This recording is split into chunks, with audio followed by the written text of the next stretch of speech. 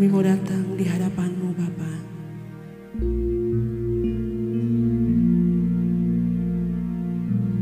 Kami ingin pada saat hari ini,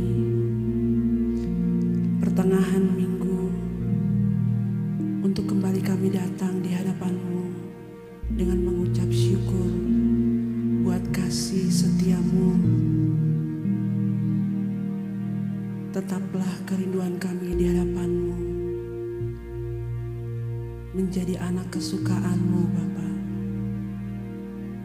Biar Engkau melihat setiap perbuatan kami dan sikap hati kami, menjadi catatan abadi di kitab-Mu. Dan hidup kami boleh menjadi lukisan yang indah di hadapan-Mu Bapa.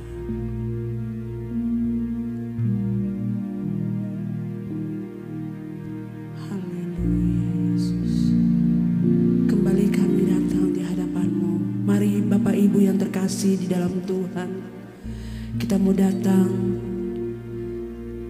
kita mau mengagungkan Allah yang maha benar,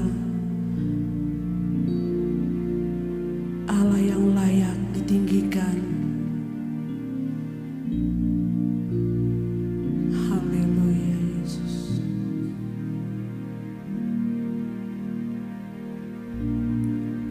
Kerinduanku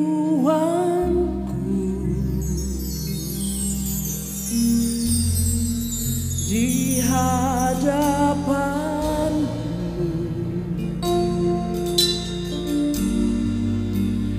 menjadi anak kesukaan-Mu Bapa.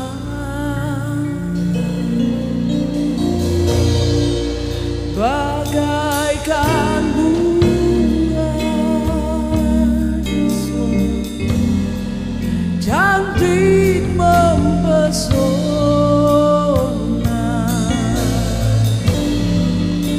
semerbak harum kesukaan-Mu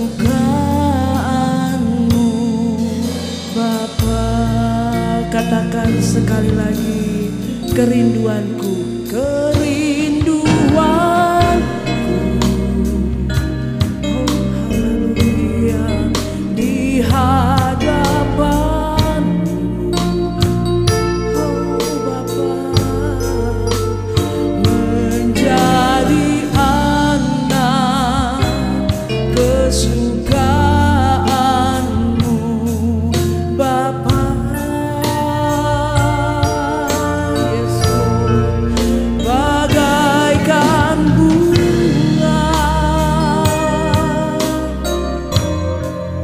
Cantik mempesona, semerbak harum kesukaan-Mu Bapa.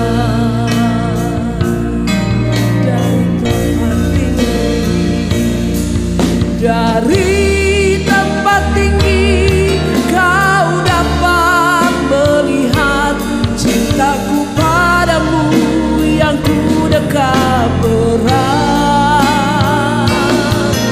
Semua perbuatanku dan sikap hatiku, catatan abadi di kitab-Mu yang tak terhapuskan, lukisan indah di hadapan-Mu Bapa. Biarlah setiap perbuatan kami dan sikap hati kami selalu menyenangkan-Mu Tuhan. Kerinduanku, kerinduanku padamu Bapa, di hadapan-Mu, oh, menjadi anak kesukaan-Mu Bapa.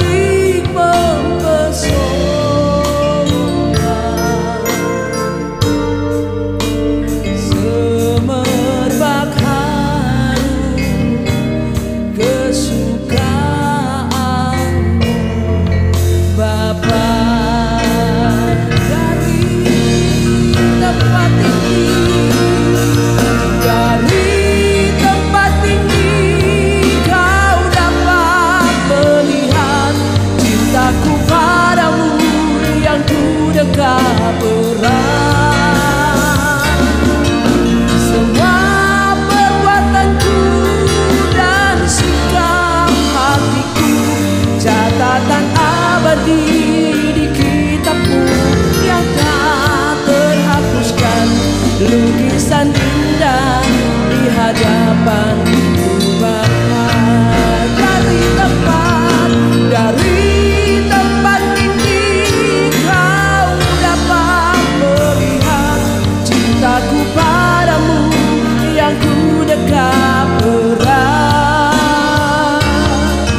Semua perbuatanku dan sikap hatiku catatan abadi di kitabmu yang tak terhapuskan, lukisan indah di hadapanmu Tuhan, lukisan indah di hadapanmu Tuhan, lukisan indah di hadapanmu Tuhan. Haleluya, kami mau menjadi lukisan-Mu. Haleluya, haleluya.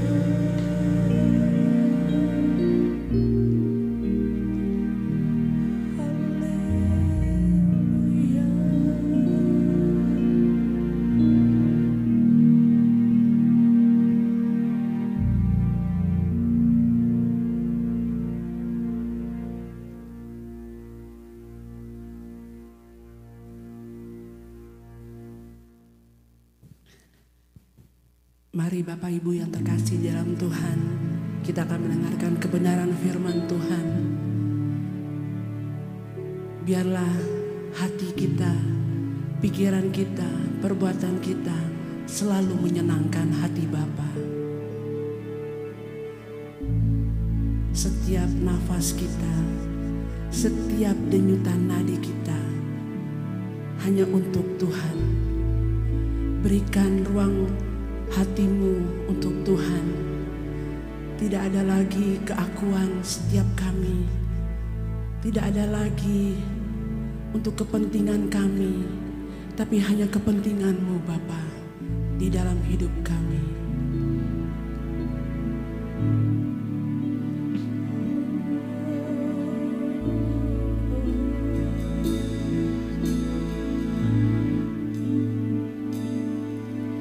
Setiap tarikan nafasku untuk-Mu Tuhan, setiap denyutan nadiku untuk-Mu Tuhan, setiap detak jantungku untuk-Mu Tuhan. Semua milik-Mu Tuhan, alasanku, Tuhan alasanku hidup, untuk tujuanku. Apapun yang kulakukan untuk kemuliaan-Mu, menyenangkan-Mu, menyenangkan-Mu, menyenangkan-Mu Bapa, menyenangkan-Mu. Senangkan Tuhan dalam segala perkara, menyenangkan-Mu, menyenangkan-Mu. Senangkan-Mu ya Tuhan, dimanapun ku berada. Senangkan Tuhan. Kembali katakan, setiap tarikan nafasku untuk-Mu Tuhan.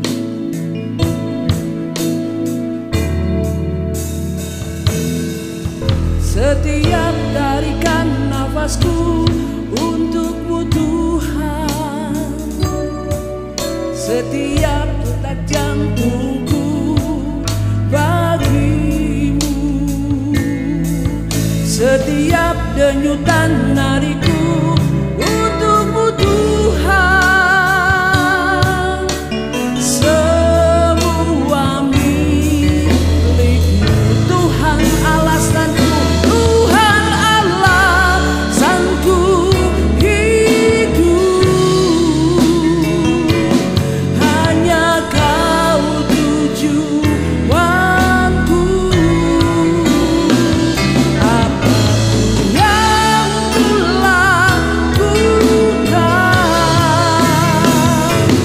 untuk kemuliaan-Mu, menyenangkan-Mu, menyenangkan-Mu.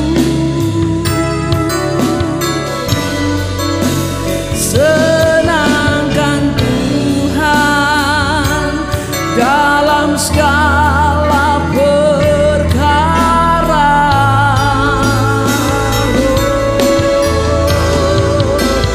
Menyenangkan-Mu, senangkan-Mu ya Tuhan, dimanapun ku berada.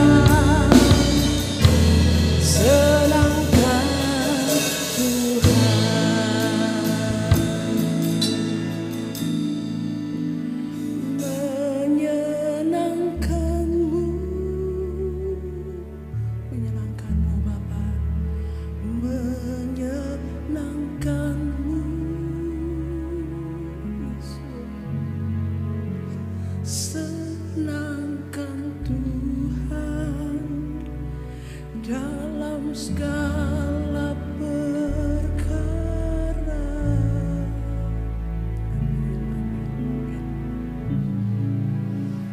Menyenangkan-Mu,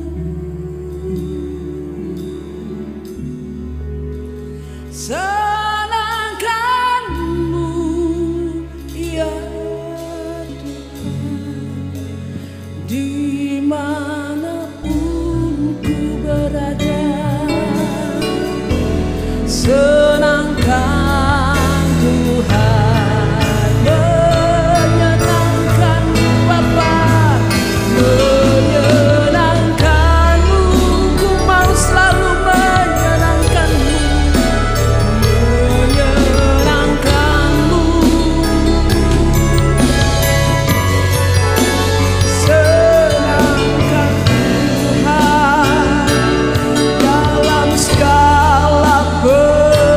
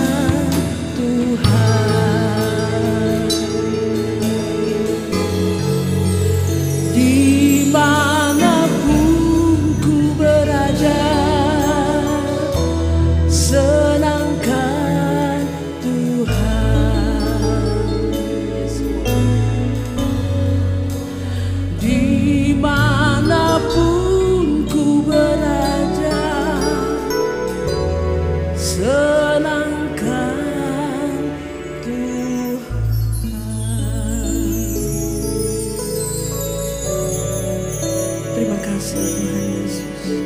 Terima kasih Bapa.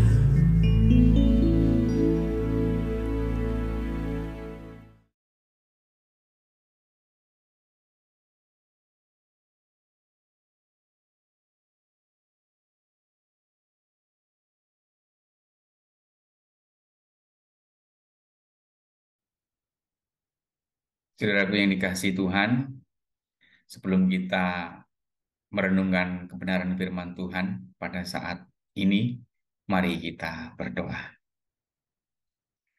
Bapa di surga, kami hamba-Mu mengucap syukur atas segala berkat, limpah rahmat, kasih setia Tuhan yang kami rasakan sampai pada saat ini.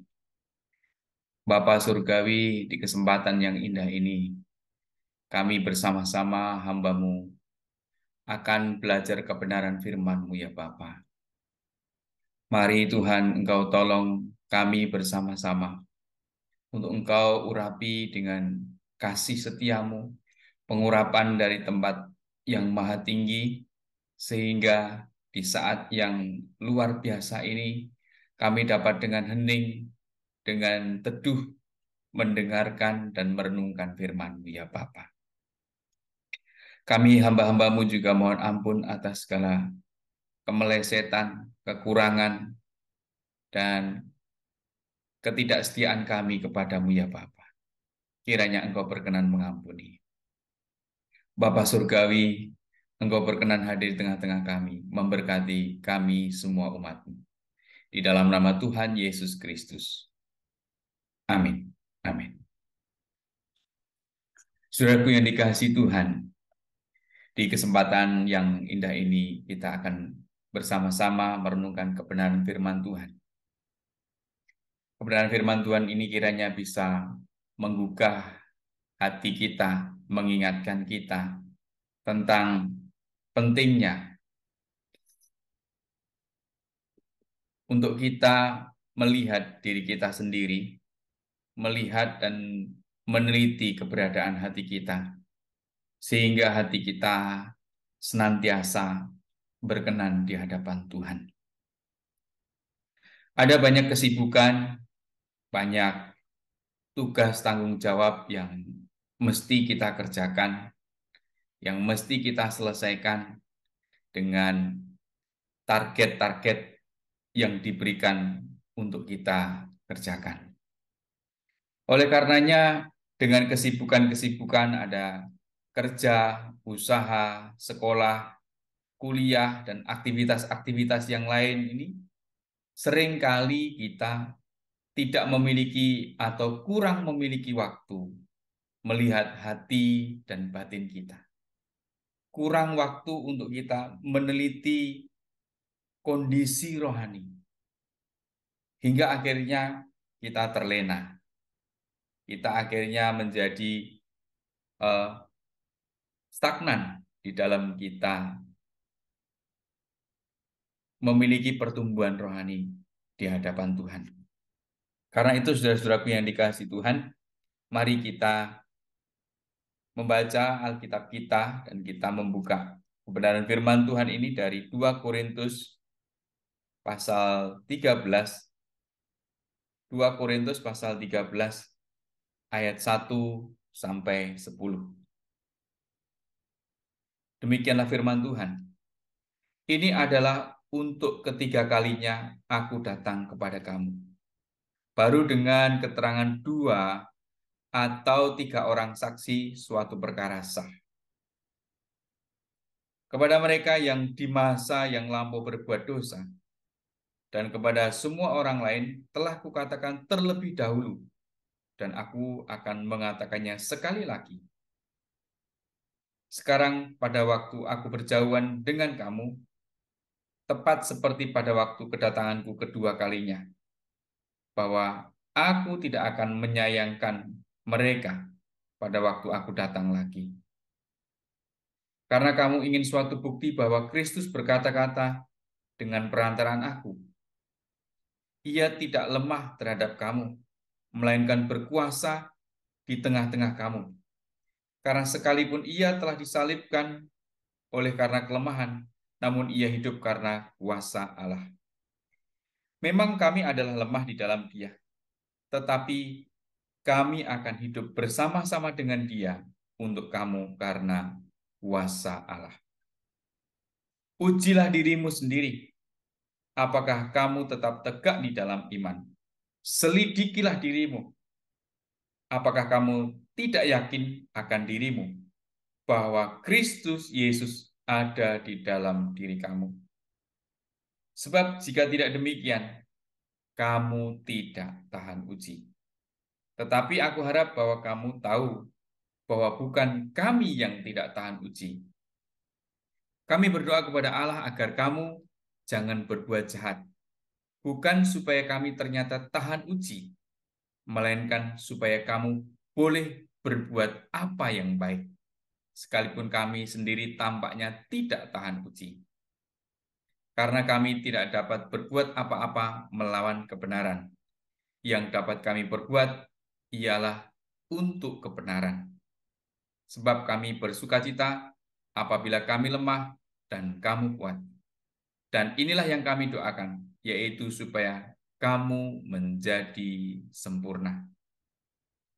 Itulah sebabnya sekali ini aku menulis kepada kamu ketika aku berjauhan dengan kamu, supaya apabila aku berada di tengah-tengah kamu, aku tidak terpaksa bertindak keras menurut kuasa yang dianugerahkan Tuhan kepadaku untuk membangun dan bukan untuk meruntuhkan.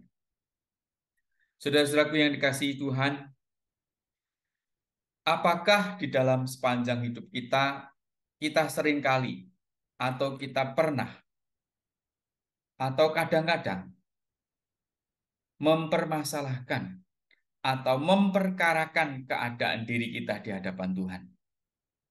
Seperti yang sudah saya sampaikan di depan tadi, karena banyaknya kesibukan, tuntutan kerja, usaha, sekolah, kuliah, dan aktivitas-aktivitas lainnya, bisa saja itu mengganggu ataupun mengurangi waktu kita, atau bahkan melupakan sama sekali pergaulan kita dengan Tuhan. Waktu-waktu yang sekarang itu adalah waktu-waktu yang sudah sangat akhir. Mestinya sebagai orang percaya kepada Tuhan, orang-orang yang dipanggil Tuhan, kita memiliki hati yang semakin melekat kepada Tuhan. Kita semestinya memiliki hati yang semakin mengasihi Tuhan, melekat kepada Tuhan. Namun karena tipu daya dunia, karena keinginan-keinginan dunia, tuntutan-tuntutan yang seakan-akan menghabiskan ataupun menguras keadaan kita, menguras batin kita, pikiran, bahkan emosi kita, menjadikan diri kita lupa untuk kita berdiam diri di hadapan Tuhan. Pemazmur mengatakan, "Hai jiwaku, pujilah Tuhan. Hai segenap batinku, muliakanlah Dia." Apakah itu benar-benar bisa kita miliki waktu-waktu yang sibuk, waktu-waktu yang longgar ini? Apakah bisa kita isi dengan pernyataan seperti yang pemazmur katakan, "Hai jiwaku, pujilah Tuhan." Karenanya, saudaraku, dari hal yang demikian terjadi di dalam diri kita, pertanyaan itu muncul. Apakah aku sudah memuliakan Tuhan? Rasul Paulus di ayat yang kelima mengatakan bahwa, "Ujilah dirimu sendiri. Apakah kamu tetap tegak di dalam iman?" Kita diminta untuk kita menguji diri kita dengan kita memiliki waktu di hadapan Tuhan, memiliki persekutuan di hadapan Tuhan. Kita diajar, kita diajak untuk kita menguji diri kita. Apakah jiwaku sudah benar-benar memuji Tuhan? Apakah jiwaku sudah memuliakan Tuhan? Apakah aku lupa kepada Tuhan atau tidak? Karenanya, saudaraku yang dikasihi Tuhan, di saat ini kita diingatkan untuk kita menguji diri di hadapan Tuhan. Selain tipu daya dunia, ada juga kelicikan hati manusia. Kita ini manusia yang masih berdiam dalam daging, masih tinggal di dalam tubuh yang berdosa. Dapatkah sementara kita hidup yang masih dapatkah kita yang sementara tinggal dalam tubuh yang berdosa ini, kita memuji dan memuliakan Tuhan, terus beranjak, terus bergeser, terus berproses untuk kita memuliakan Tuhan. Dalam tubuh yang berkodrat dosa ini, apakah kita terus memiliki tekad yang kuat untuk kita memuliakan Tuhan? Di ayat 4 ini Rasul Paulus menjelaskan, karena sekalipun ia telah disalibkan oleh karena kelemahan, namun ia hidup dalam kuasa Allah. Artinya di dalam kelemahan pun, dalam setiap ketidakberdayaan pun, kita diajak untuk kita memuliakan Tuhan. Nah, saudaraku yang dikasihi Tuhan, ada banyak hal yang membuat kita kadang-kadang atau seringkali tidak memperkarakan diri dengan serius di hadapan Tuhan. Mungkin karena pekerjaan kita menjadi lelah, karena pekerjaan kita menjadi malas untuk kita berdoa, membaca kebenaran firman Tuhan dalam Alkitab. Dan masih banyak alasan-alasan yang lain. Mungkin kita juga berkata, itu kan seperti anak kecil diajari begitu. Saudaraku yang dikasihi Tuhan, memperkarakan diri di hadapan Tuhan melalui berdoa dan membaca Alkitab itu sesuatu yang sangat prinsip, sesuatu yang sangat fundamental, sangat mendasar. Karenanya kalau kita sampai meninggalkan atau tidak melakukan, tidak membaca Alkitab, tidak berdoa, itu tanda-tandanya kita mulai merosot di dalam kerohanian. Ibarat orang mengendarai mobil, kalau mobil itu masih jalan dan kita melepaskan gas, itu tandanya mobil akan berhenti secara pelan, walaupun masih berjalan. Saudaraku yang dikasihi Tuhan, mari kita bersama-sama menguji diri di hadapan Tuhan, meneliti. Sepanjang hari kita telah berkarya, sepanjang hari kita melakukan aktivitas, apapun aktivitas itu, apapun tugas itu yang sudah diberikan kepada kita masing-masing untuk kita kerjakan, itu sesuatu hal yang baik. Itu merupakan tanggung jawab, di mana kita memenuhi tanggung jawab kita sebagai manusia di hadapan Tuhan, yaitu berkarya dan bekerja. Namun di sisi lain, mari kita jangan lupa untuk mari kita tidak lupa untuk kita meneliti atau mengoreksi hidup kita di hadapan Tuhan. Bersama-sama mari kita teliti di ayat yang ke-7. Kami berdoa kepada Allah agar kamu jangan berbuat jahat. Jangan berbuat jahat. Bukan supaya kami ternyata tahan uji, melainkan supaya kamu beroleh, saya ulangi, melainkan supaya kamu boleh berbuat apa yang baik, sekalipun kami sendiri tampaknya tidak tahan uji. Saudaraku, firman Tuhan ini mengatakan jangan berbuat jahat. Dengan kita menguji diri di hadapan Tuhan, dengan kita meneliti diri kita di hadapan Tuhan, maka kita akan dapat memastikan apakah yang aku lakukan sepanjang hari, apakah yang kulakukan di dalam kegiatanku, karyaku, usahaku, mengandung kejahatan atau tidak. Roh Kudus akan memberikan kita kekuatan. Roh Kudus akan mengingatkan kita, akan menegur kita. kalau kita melakukan kesalahan. Roh Kudus pasti akan memberikan kekuatan untuk kita menjauhi kejahatan. Tentu dalam peneguran ini ada banyak hal yang perlu kita persiapkan. Dalam menguji diri kita perlu menyediakan waktu di hadapan Tuhan. Menyediakan waktu yang hening, menyediakan waktu yang khusus. Saudaraku, seberapa kita menghargai Tuhan? Apakah kita terlalu menghargai materi? Ataukah kita terlalu menghargai kekayaan? Atau pangkat? Atau kehormatan?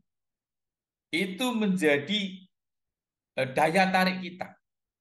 Kalau seseorang itu menghargai materi, tentu dia akan all out. Tentu dia akan segenap hati mencari materi itu. Kalau seseorang menghargai pangkat, gelar, dan kehormatan, seseorang juga akan mengejar itu dengan sekuat tenaga. Namun apabila seseorang itu menghargai Tuhan, atau bahkan juga menghargai diri sendiri di hadapan Tuhan, maka seseorang akan menyediakan waktu, menyediakan diri untuk dia menguji dirinya di hadapan Tuhan. Karenanya saudaraku, jangan sampai kita terlena, jangan sampai kita kena tipu daya dunia yang seringkali mengarahkan kita itu pada hal-hal yang bersifat lahiriah, bersifat materi, atau bersifat hal yang sementara. Kita harus memiliki waktu untuk menguji diri di hadapan Tuhan. Tuhan, apakah yang kulakukan sepanjang hari ini, bahkan seminggu ini, atau bahkan kapanpun, dimanapun berada, apakah sudah menyenangkan hati Tuhan atau belum? Itu mesti kita perkarakan, saudara. Jangan sampai ada kejahatan. Jangan sampai ada tipu daya dosa, tipu daya daging di dalam hidup kita. Kejahatan perlu kita singkirkan dari hidup kita. Karenanya kalau seseorang masih memiliki kejahatan, pasti seseorang itu tidak berkenan di hadapan Tuhan. Sebab Tuhan sangat membenci kejahatan. Yang kedua, di ayat 8. Karena kami tidak dapat berbuat apa-apa melawan kebenaran. Yang dapat kami perbuat ialah untuk kebenaran. Yang kedua, di ayat 8 ini, saudaraku, kita diingatkan supaya kita tidak melawan kebenaran. Kebenaran itu ialah Tuhan Yesus sendiri. Kebenaran itu ialah Bapa di surga sendiri. Karenanya kita perlu mengingat-ingat, kita perlu meneliti setelah kita mengoreksi diri kita di hadapan Tuhan. Dan kita memiliki tindakan-tindakan selanjutnya. Kita perlu berhati-hati.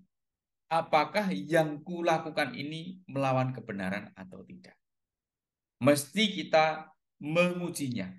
Kita perlu berawas-awas terhadap setiap langkah kita. Kita perlu berawas-awas terhadap setiap langkah kita. Apakah yang kulakukan ini sudah sesuai dengan kebenaran atau belum? Kita tahu, saudaraku semua yang dikasihi Tuhan, jikalau kita melawan Tuhan Yesus yang adalah kebenaran itu, kita tidak akan mendapat bagian dalam kerajaan surga. Kita tidak akan mendapat bagian di dalam kekudusan Tuhan. Jangan melawan kebenaran. Banyak hal yang ditawarkan oleh dunia bersifat melawan kebenaran. Bisa saja korupsi. Korupsi, saudaraku, bukan hanya mengenai menyembunyikan uang, tapi bisa saja korupsi waktu, korupsi dalam ketidaksetiaan, ketidaksetiaan di dalam melakukan sesuatu. Itu bisa juga dikatakan korupsi. itu yang namanya melawan kebenaran. Mari di dalam setiap hidup, setiap langkah kita tilik, kita lihat, kita cermati dengan serius. Jangan sampai kita melawan kebenaran.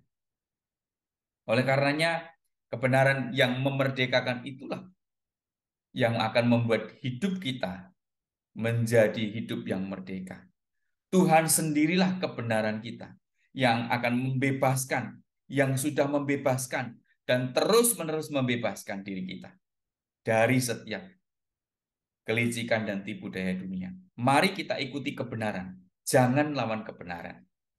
Saudaraku, berkenaan dengan kebenaran ini, kebenaran dapat kita peroleh dari mana saja.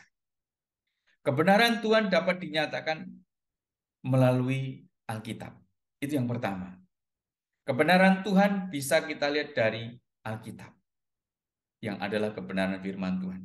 Karenanya kita perlu memiliki waktu untuk kita belajar kebenaran itu sendiri. Kita perlu menginvestasikan waktu kita belajar kebenaran. Sebab tanpa kita mempelajari kebenaran, tidak mungkin kita akan bisa melakukan kebenaran. Yang kedua, kebenaran itu bisa muncul ataupun bisa diberikan Tuhan melalui hati nurani kita. Hati nurani yang terus-menerus dipimpin oleh Roh Kudus. Hati nurani yang diasah oleh kebenaran firman Tuhan dalam Alkitab. Hati nurani itu dapat dipakai oleh Tuhan untuk mengingatkan kita agar kita bisa hidup dalam kebenaran.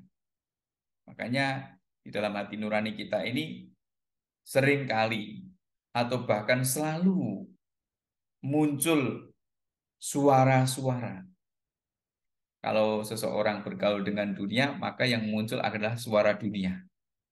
Kalau seseorang bergaul dengan kebenaran firman Tuhan, maka yang muncul adalah kebenaran firman Tuhan. Tergantung, Bapak Ibu dan saudaraku semuanya. Sejauh mana kita bergaul dengan Tuhan lewat kebenaran Alkitab ini. Kalau pikiran-pikiran kita diisi oleh kebenaran-kebenaran yang ada di dalam Alkitab, kebenaran-kebenaran firman Tuhan, maka hati kita juga akan muncul tuntunan kebenaran firman Tuhan. Tetapi kalau hidup kita diisi oleh hal-hal yang duniawi, maka hati kita ini tidak dapat dipakai Tuhan sebagai sarana untuk menebar kita. Oleh karenanya, saudaraku yang dikasihi Tuhan, mari kita bersama-sama mengasah hati kita dengan kebenaran firman Tuhan. Selanjutnya, saudaraku yang dikasihi Tuhan, di ayat 9. Sebab kami bersukacita apabila kami lemah dan kamu kuat. Dan inilah yang kami doakan, yaitu supaya kamu menjadi sempurna.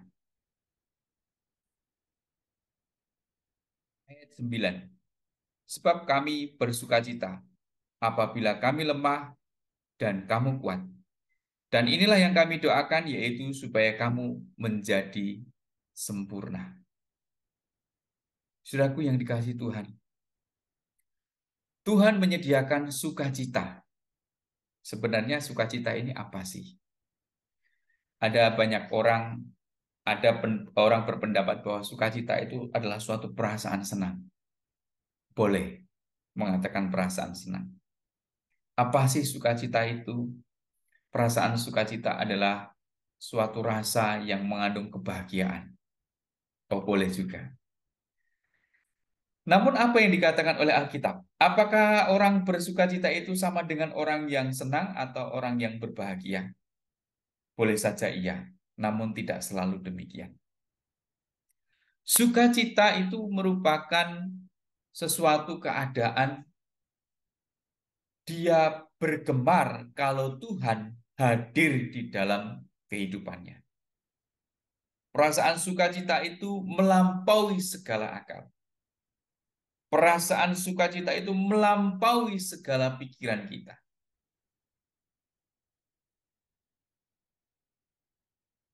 perasaan sukacita itu bukan dilandasi dari perkara-perkara lahiriah. Kalau Bapak Ibu pernah mendapatkan suatu keuntungan yang besar, Bapak Ibu Saudara merasa senang, itu bukan sukacita, itu bergembira. Kalau Bapak Ibu merasakan atau memperoleh hal yang membuat saudara menjadi perasaannya terhibur karena hal-hal materi, itu merupakan kesenangan. Dan kemungkinan itu bukan sukacita. Sukacita itu ditopang oleh kehadiran Tuhan di dalam diri seseorang.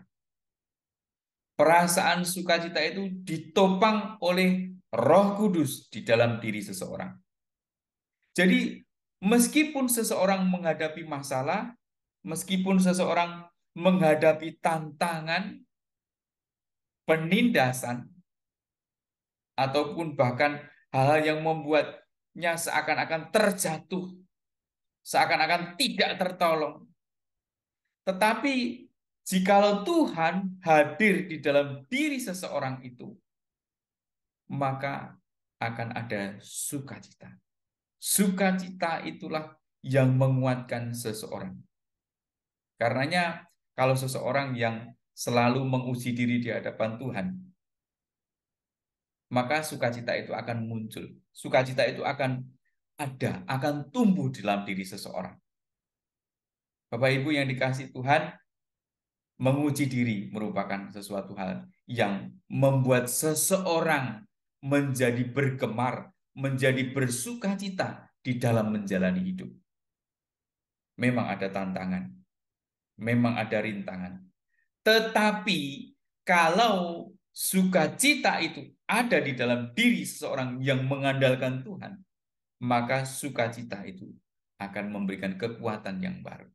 Sukacita itu akan mendorong seseorang untuk terus mengasihi Tuhan, untuk terus bergemar di hadapan Tuhan, sehingga seseorang itu akan dapat bertindak di dalam kebenaran. Kita bisa melihat sekarang ini di sekitar kita, ada banyak ataupun bahkan hampir semua tentunya tidak semua, digerakkan oleh semangat-semangat duniawi, materialisme, begitu, atau duniawi, begitu, atau bahkan juga di kalangan gereja banyak hal digerakkan oleh sesuatu hal yang bersifat lahiriah.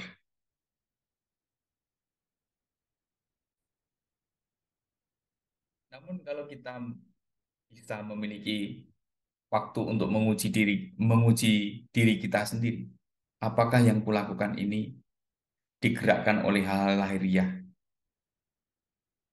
yang mendatangkan kebahagiaan atau mendatangkan sukacita? Orang-orang bisa saja bersukacita. Seseorang bisa saja melakukan ataupun memiliki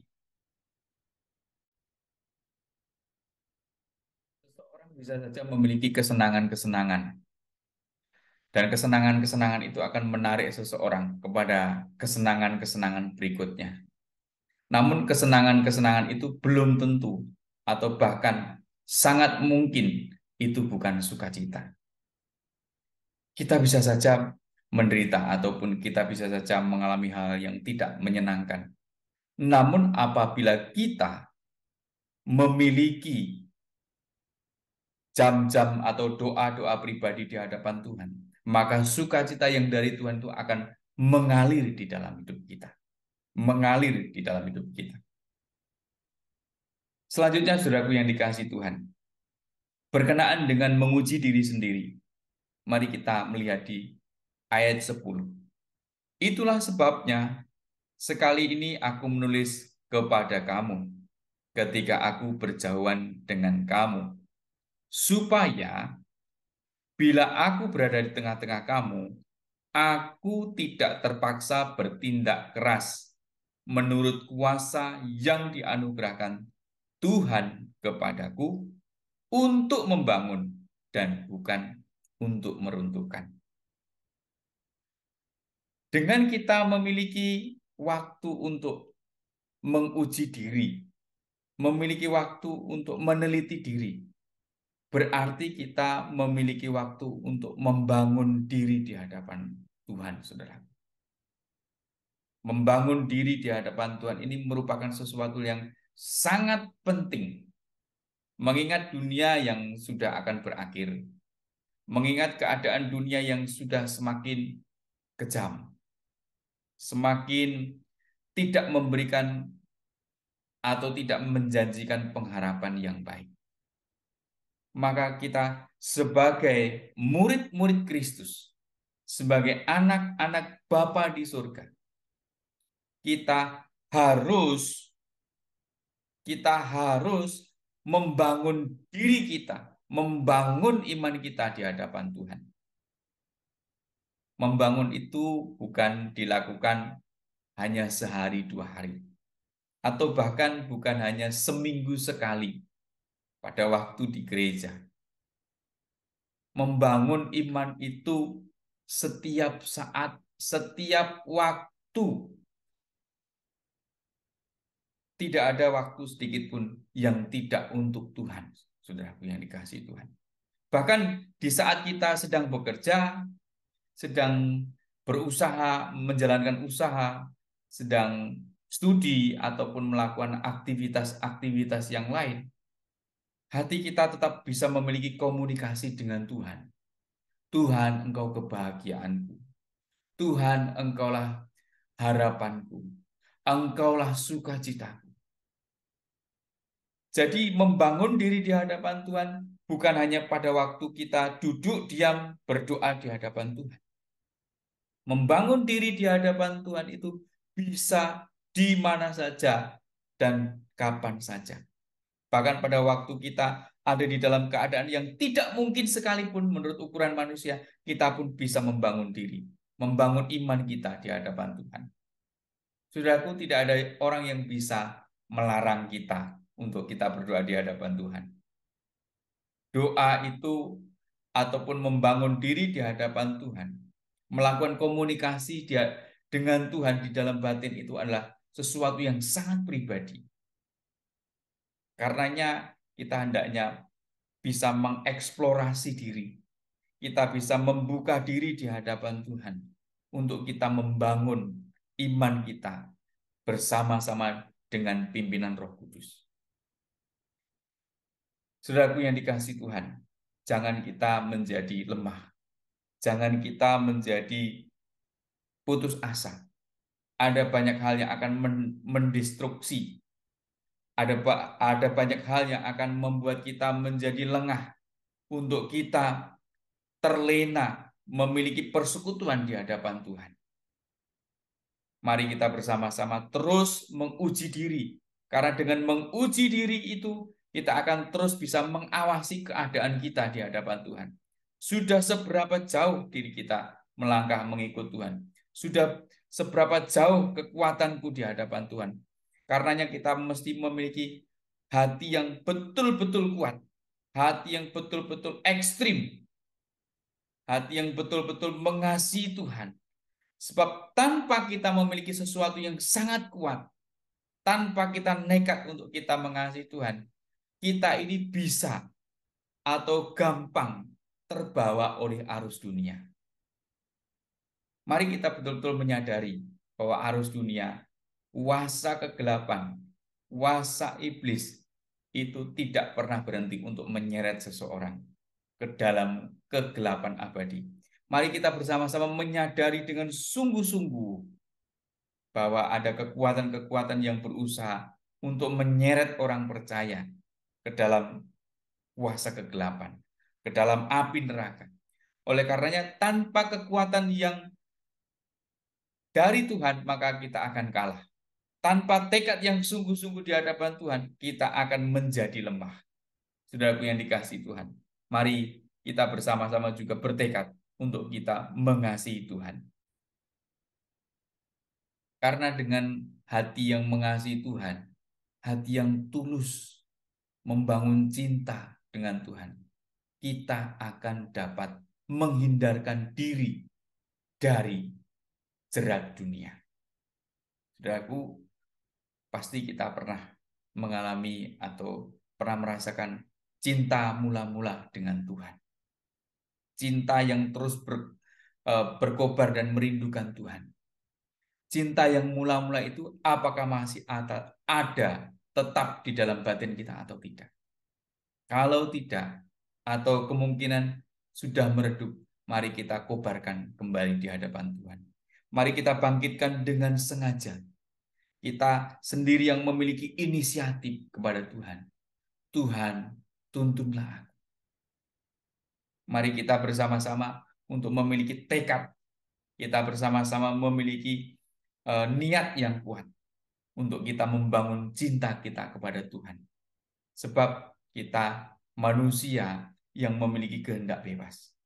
Apakah kita mengarahkan hati, perasaan kita kepada kewajaran dunia atau kepada kasih Tuhan?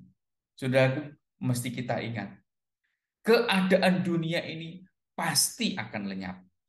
Keadaan dunia ini, bahkan segala isinya, pasti akan berakhir. Yang kekal itu hanya Tuhan. Yang kekal itu hanya Tuhan dan kerajaannya. Mari kita mengarahkan pandangan kita hanya ke langit baru, bumi baru. Kepada Bapa di surga. Kepada Tuhan dan kerajaannya saja.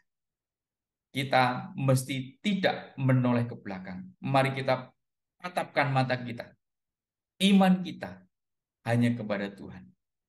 Kiranya kita senantiasa memperoleh pengetahuan-pengetahuan yang baru, bangunan-bangunan rohani kita semakin hari semakin dikuatkan oleh Tuhan. Kalau bangunan-bangunan rohani kita semakin dikuatkan oleh Tuhan, maka kita akan dapat dengan lebih mudah mengalahkan tipu daya dosa. Saudaraku yang dikasihi Tuhan, kiranya kita bisa memiliki waktu untuk menguji diri kita di hadapan Tuhan, melihat diri kita dengan lebih serius, dengan lebih teliti. Apakah aku sudah berbuat kebenaran di hadapan Tuhan? Apakah aku sudah meninggalkan kejahatan di hadapan Tuhan? Apakah aku sudah berbuat kebenaran di hadapan Tuhan? Apakah aku sudah mendapatkan sukacita di hadapan Tuhan? Dan apakah imanku sudah dibangun di hadapan Tuhan? Sehingga semakin hari bangunan cintaku kepada Tuhan semakin kokoh. Kiranya itu menjadi alat untuk kita melihat diri kita, menguji diri kita di hadapan Tuhan. Tuhan Yesus memberkati. Mari kita berdoa. Bapa di surga, terima kasih untuk renungan kebenaran firman Tuhan dalam kesempatan ini. Kiranya renungan kebenaran ini menjadikan kami diingatkan kembali bahwa kami benar-benar perlu untuk memeriksa diri kami di hadapan Tuhan. Tuntun hamba-hambamu ya Bapa, tuntun anak-anakmu ya Tuhan, agar kami senantiasa memiliki kebenaran, memiliki waktu untuk meneliti diri di hadapan-Mu ya Bapa. Terima kasih Bapa, terima kasih ya Tuhan. Di dalam nama Tuhan Yesus Kristus. Amin. Tuhan Yesus memberkati kita semua. Amin.